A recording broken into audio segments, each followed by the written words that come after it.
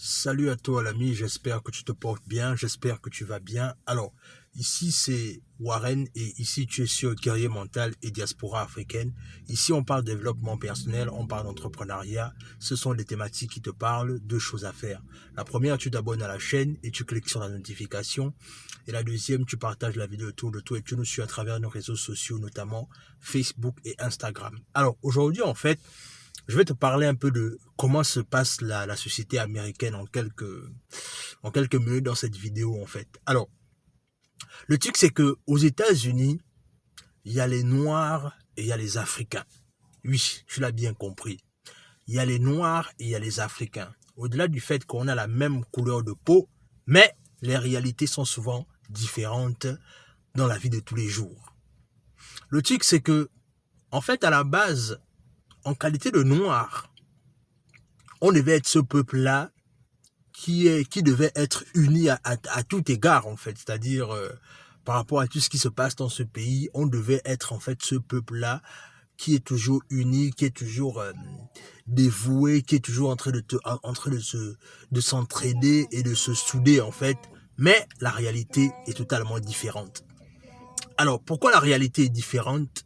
Justement, la réalité est différente, justement, par rapport au fait que, entre les Africains et les Noirs, en fait, premièrement, la chose la plus évidente et qui revient toujours à chaque fois, c'est que les Noirs américains sont convaincus, en fait, que les Noirs en Afrique leur ont vendu, en fait.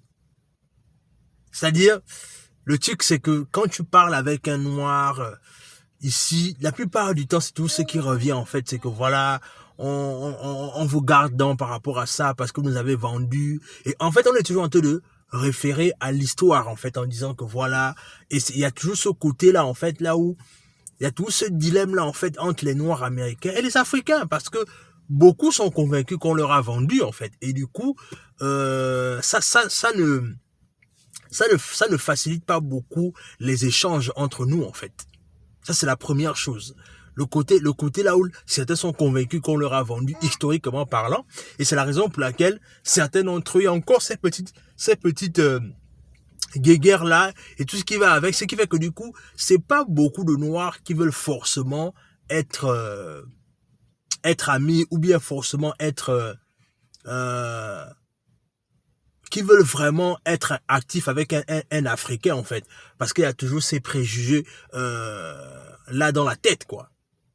Donc ça c'est le premier aspect, c'est-à-dire eux ils sont convaincus qu'on leur a vendu. Il y a toujours cette dette là, il y a toujours ce côté là, cette rancune historique là. Je sais pas qui leur a dit qu'on leur a vendu. Vraiment c'est quelque chose qui parfois me dépasse. Mais bon, le deuxième aspect en fait ici c'est en fait les Noirs américains sont convaincus en fait que ou encore en fait ils sont convaincus d'une chose, c'est que on est supérieur à eux. Ou encore, peut-être qu'ils pensent que on se sent supérieur à eux. Dans tous les cas, il y a ce côté-là, en fait, là où le noir américain, bien évidemment, il est face à un noir africain.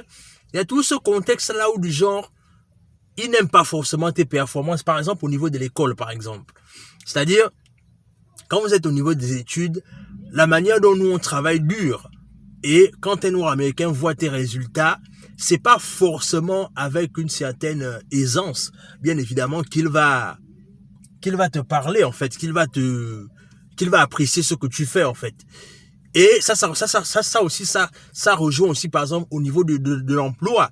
C'est-à-dire, certains noirs américains, voilà, comme je disais, c'est-à-dire que eux, ils sont convaincus qu'on est supérieur à eux. Donc, du coup, il y a un peu ce contexte-là où, du genre, c'est comme si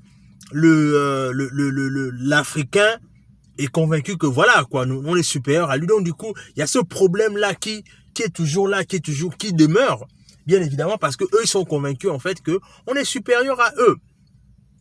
Et du coup, c'est pas toujours évident de pouvoir bien s'entendre avec eux.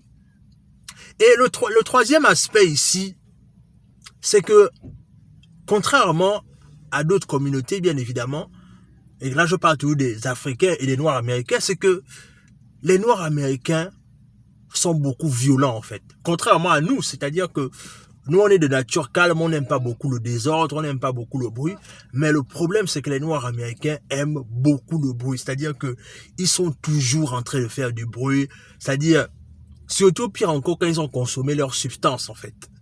Et du coup quand ils ont consommé leur substance, parfois c'est difficile d'avoir des interactions avec eux en fait, parce que voilà, c'est-à-dire que c'est des personnes qui sont toujours avec avec une nature violente, et du coup nous étant les natures calmes, forcément de façon indirecte on s'éloigne d'eux en fait, on s'éloigne véritablement d'eux, parce que on part du principe que nous on est venus, sont des immigrants, on est venus se chercher, donc on fait tout pour ne pas forcément avoir des quiproquos avec eux en fait.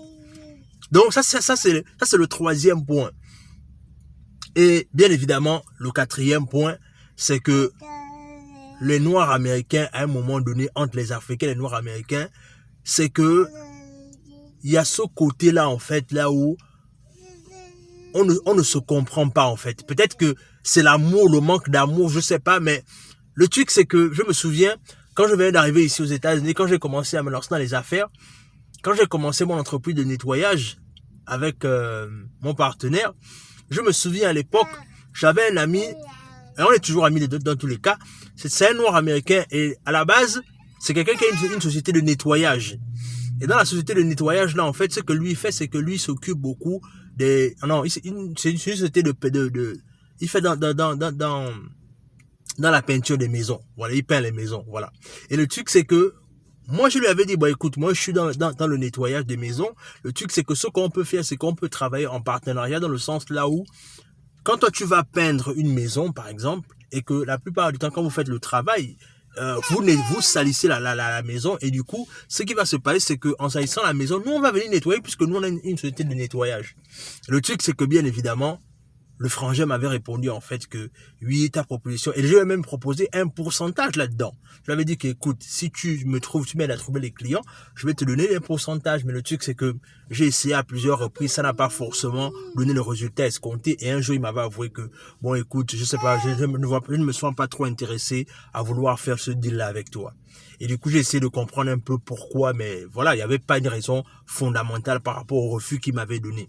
Donc, vous voyez que il y a plusieurs choses comme ça là qui rappellent en fait cette différence fondamentale qui existe entre les Noirs américains et les Africains en fait. Et c'est juste dommage parce que à la fin de la journée, on est tous des Noirs. Et je pense que le Noir américain, à la base, c'est ce Noir-là qui est le plus avancé, non seulement en termes de culture, mais aussi en termes, non, on va pas dire en termes de culture, mais en termes d'éducation.